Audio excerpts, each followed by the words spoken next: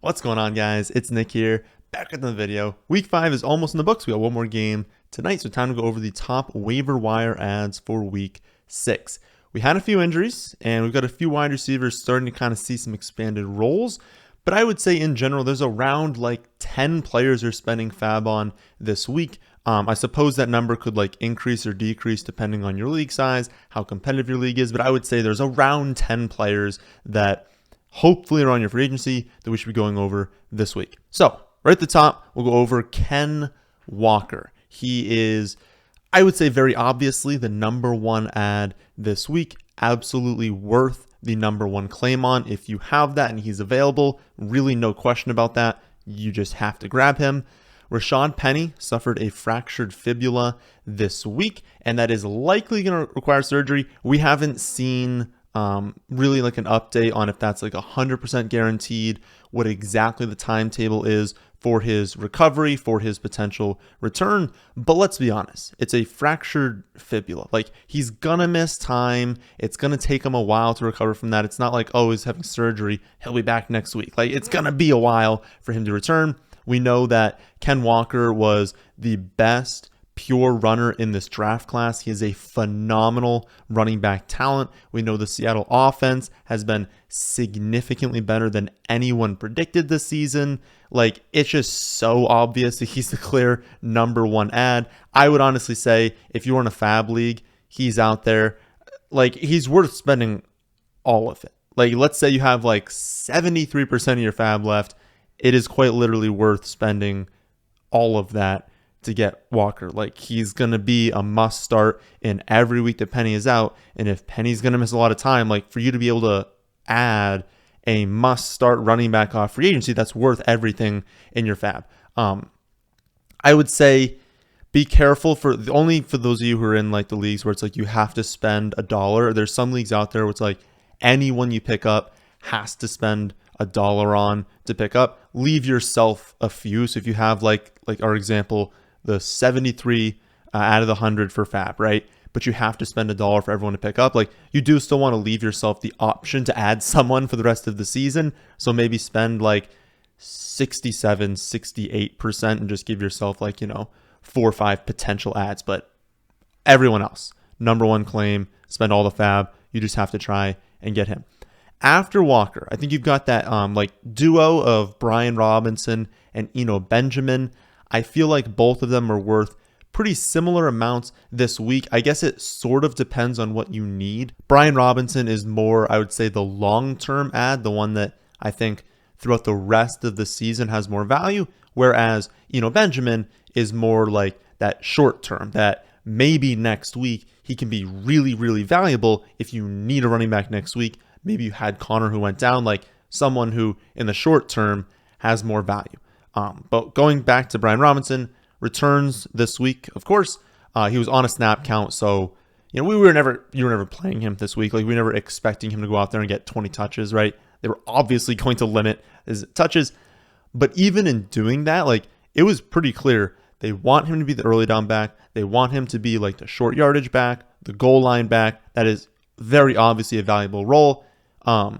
Didn't really hit, again, because he was on a snap count. It was a negative game script. But again, don't be discouraged with his production. Like, long term, if you've got the clear early down back on an NFL offense that's getting the goal line touches and is on at least a decent offense, like, he's going to probably be like a low end 2 rest of season. You got to add him if he's on free agency. And then again, we've got, I guess, I don't know if I said that before, Connor leaves with the rib injury. We've got Darrell Williams having the knee injury. I've heard nothing about that. But this just opens the potential door for both of them to miss this next week. It doesn't seem like Connor's long term, but even if it's just 1 week, even if it's just Connor and Williams are out this next week, you've got Eno as like a feature back.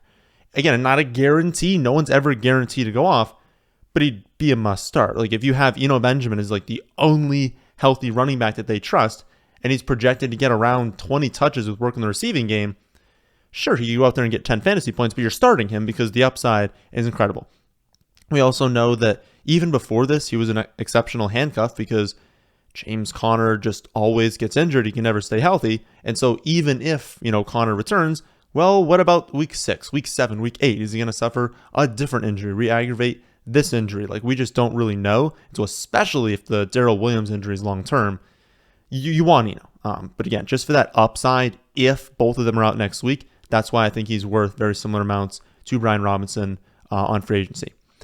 After those three, I think there's no real running backs that are standing out to me like after that. We'll talk about some that I still want to add, but I'd say like in order of priority, again, you're looking at the top with Ken Walker, then those two running backs. Then below that, it's kind of those like young wide receivers that are really stepping into nice roles.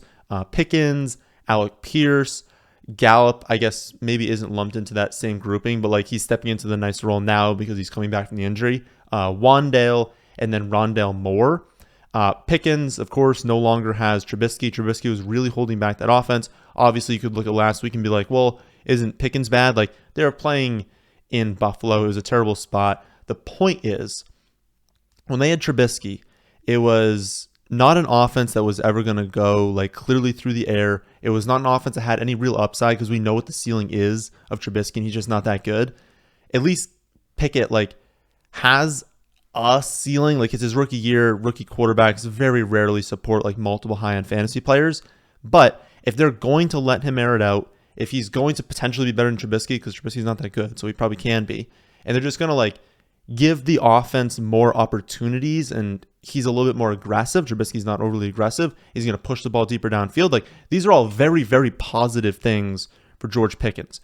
And since we also know rookie wide receivers typically break out in the second half of the year, and we're already seeing George Pickens break out now. We talked about over the offseason that like there were like off-field concerns with Pickens, and that may have been why like some people like didn't draft him higher. But there were a ton of scouts that thought like pure talent-wise, there was a realistic chance that he was like, you know, a top 3 talent among the wide receivers. Some actually thought that he may have been the most talented wide receiver. I would say that was on like the low end of how many people thought that. But like the point, I guess, is many scouts were very excited about Pickens. We talked about his potential this season if the offense can, you know, really start to get going through the air.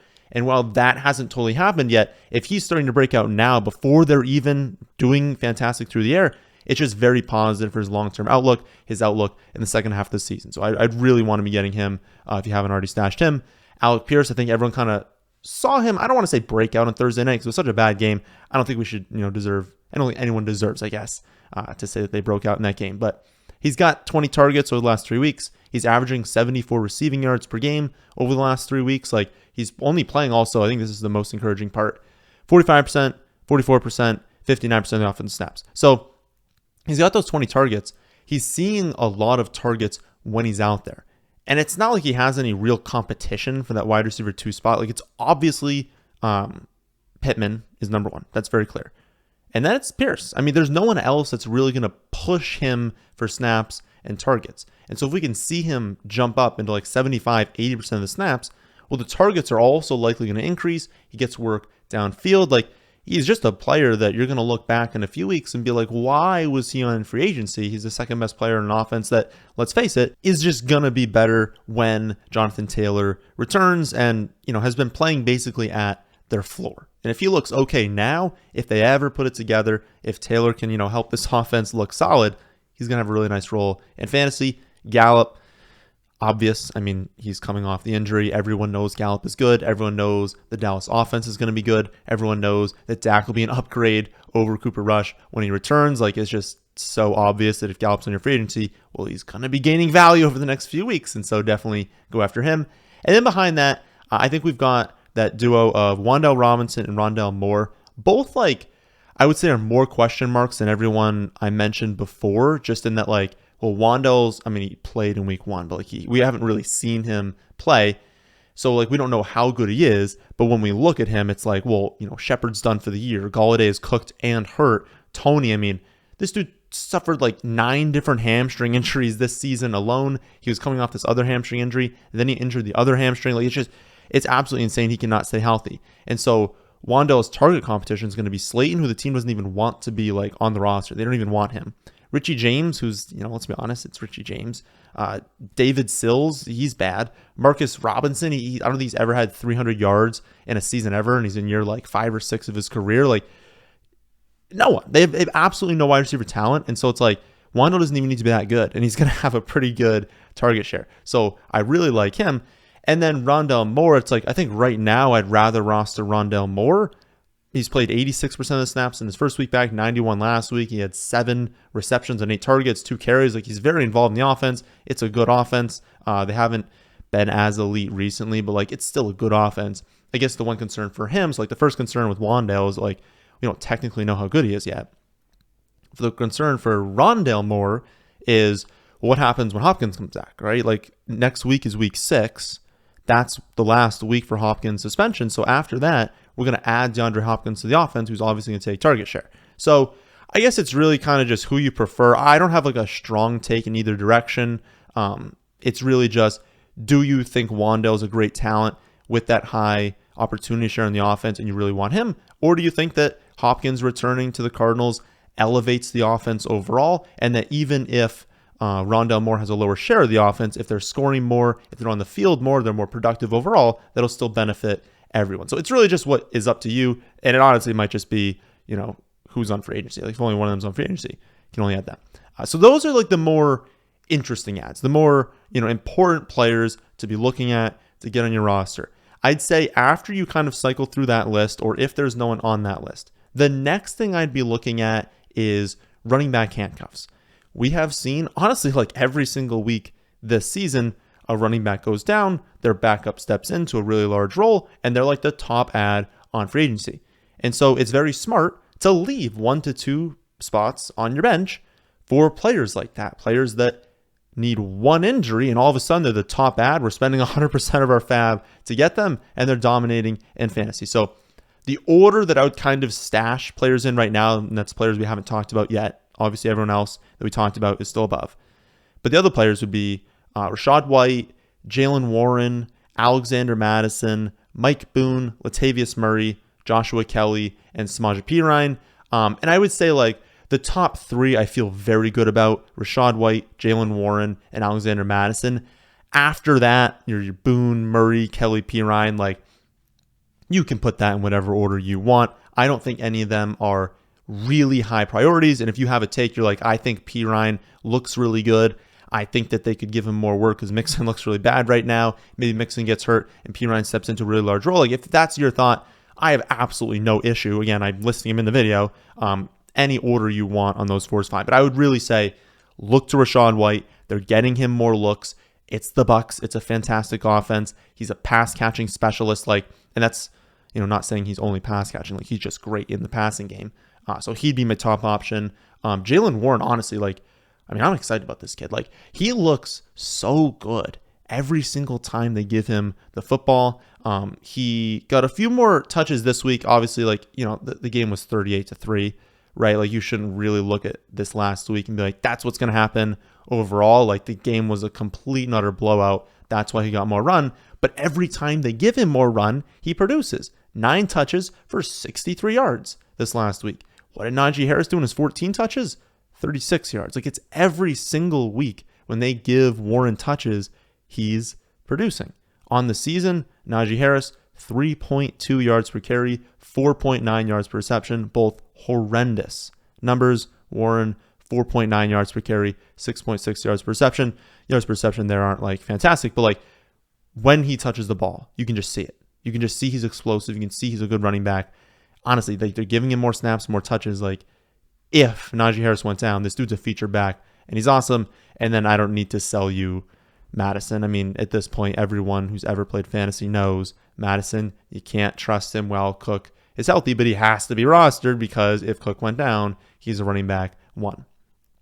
As for wide receiver stashes, I'm only really looking at 2. You don't typically have wide receiver stashes in fantasy, but I would say Jameson Williams and Odell are 2 that have obviously not played yet this season, aren't going to be playing this next week, might not be playing even the next 2-3 weeks.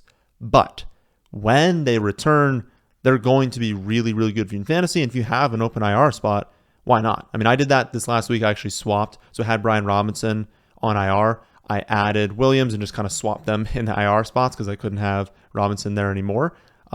We have almost no news on Williams right now, but we talked over the summer about how it was incredibly unlikely he returned before the week 6 bye. It would make no sense. The first week he would even be eligible was week 5, and it was like, why would they do that? Why would they bring him back? They have to bye in week 6. So we were kind of targeting that week 7. We haven't heard anything. I don't think they're just going to all of a sudden activate him, without telling us anything. So I would imagine it's not week 7, but I think it's sometime in the relatively near future. And Williams was another one. Like Pickens, people thought, there were like a few analysts out there that thought he could be the number 1 wide receiver in this class. There were even more that thought Williams was. Like if he hadn't suffered the torn ACL, he probably would have been the first wide receiver selected in drafts or in the NFL draft. And it's like, think about that for a second. Imagine if like Drake London or Garrett Wilson was going to be joining the Lions in like a month. You're stashing them on your bench, right? Because they're going to be phenomenal when they return. Now, he's not a lock to be phenomenal, but think about the pick here. Like, he's a really high-end talent, produces in fantasy. He's got a ton of like weekly upside just because of how explosive a player he is. Easily going to be the number 2 on the Lions. They have a trash defense, so they're like always going to have to remain aggressive. And they're a good offense, a well-coached team. A lot of upside in the second half of the season. And he is out there in a ton of leagues, so I definitely stash him. And then Odell, I think everyone kind of knows Odell. It's a mid-November return, at least the most likely. He wants to go to Super Bowl contender. Super Bowl contenders have good offenses, so he's going to join a good team. He's going to have upside in returns, but you got to know. You put him on the bench for hopefully around a Thanksgiving return. It doesn't leave you that many weeks to have him, but if you've got a deep bench, you want to capture that upside, it's Odell. He's probably going to be good when he returns, and so you're going to want him. For tight ends, only have 2 names here, Taysom Hill, Greg Dulcich. I talked about him last week. It's like Hill is always kind of the same. I have him in one of my 3 leagues. Obviously, it was disappointing. I think I played Higbee over him, so it wasn't like the end of the world. But, it's obviously disappointing when you've got him on the bench and he drops like 35 fantasy points. Just remember, we saw Taysom Hill go off in week 1. Everyone flocks to him. They play him over the next few weeks. He does absolutely nothing. I bet you a lot of people dropped him this last week, scores 35. Like, we also can't expect 4 touchdowns on like 10 touches. He's a very, high variance player. He could go out next week and have quite literally 3 carries for 10 yards and get you 1 point. So I would say like I'm just going to keep stashing him in the 1 league that I have him. I think he's worth stashing because if he ever continues to have this role and continues to get, a reliable workload, you can play him at tight end. That's awesome. Just don't overreact like people did in week 1. He's not going to do this every week. He's going to have plenty of weeks where he scores 0 or 1 point. But the hope, I guess, is that at one point we can trust him, and that's why you're stashing him. And then Dulcich, rookie tight end, they never do anything. But, we've got, he's probably coming back. This is why I mentioned him. He's probably coming back very soon. Alberto's not doing anything. The other tight ends in Denver aren't really stepping up. And so there's at least a chance he's a really high-end prospect that he comes in maybe in a few weeks. Like, he does solid. He's consistently producing your like 4 or 5 receptions. But I would say it's deeper leagues, 8, 10, 12-team leagues. You probably have a better option. You probably don't need it. It's not as much upside. Like, if you're going for upside, you're going Taysom Hill over Dulcich every time. Quarterbacks this week, 3 names. I think at this point, everyone knows who the good quarterbacks are. It's very unlikely we have a quarterback on free agency now that it's like, wow, no one knew about this guy, right? Like, we kind of just know everyone's role. People are going to have random spikes, but we know at this point. I think obviously Geno Smith is the number 1 ad if he's there. I have him in 2 of my 3 leagues. Honestly, like, I know he's Geno Smith. I'm just going to roll with him at this point. Like, he's hot right now. And you think about it, like, obviously we got Seattle so wrong this season, like so unbelievably wrong. Their defense is bad. Like, their defense is not good. Team's going to score on them, so they have to be aggressive. We thought they would be a very run-heavy team because especially we thought once Penny and Walker are both healthy, you've got 2 great running backs. I thought they were going to run the ball a ton.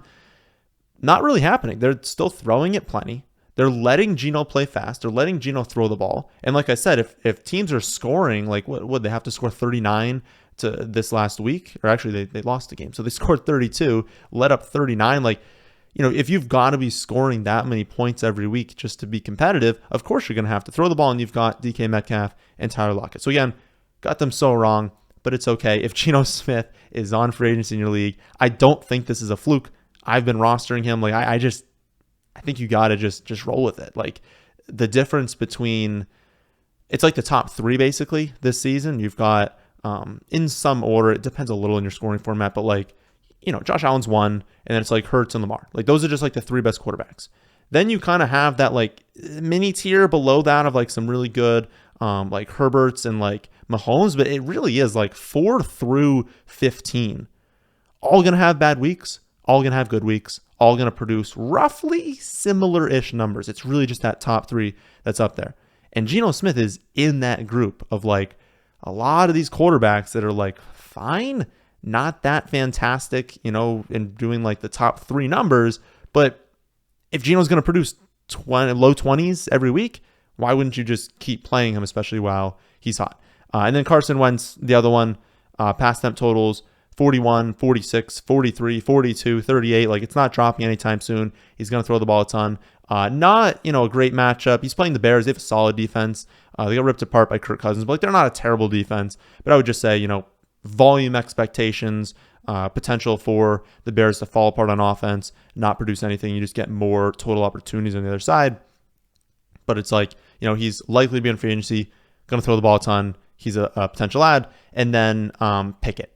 The only problem with Pickett is he's most exciting long-term between him and Wentz. It's just that like he played at Buffalo this week. He's got versus the Bucks next week, at the Dolphins after that, then at the Eagles, then goes on by. So like if you're adding him now, it's like he's not going to really do anything over the next, 4 weeks. And so you can probably just leave him on free agency. He's probably not going to do that good. People are going to start to cool off on him. Then after that, I think he's more exciting. So if you've got a deep bench, you can, bench for the next 5 weeks and not care. Sure. Because maybe he'll be good after that. But I mean, it's going to be tough. He's probably not going to be someone we're streaming over the next 2 weeks. Then finally, defense streaming options for this week. I would say the top options are the Ravens at the Giants, the Rams at home versus the Panthers, the Patriots at the Browns, and then the Commanders at the Bears, which is the Thursday night game. So make sure you acquire them before that happens. I don't really think there's any standout defenses. The last few weeks, we've had some that were like pretty clear streaming options, teams playing at home or playing, like Dallas was like a road game. It was effectively a home game, just given that LA doesn't have any fans. And so we've had options each week. I would say this week, like I'm really not like that excited about any of the streaming options. I guess like you could say Ravens, but it's like the Giants have been way overperforming. I still think the Ravens should be able to shut them down, but they've been overperforming. Talking about the Giants again.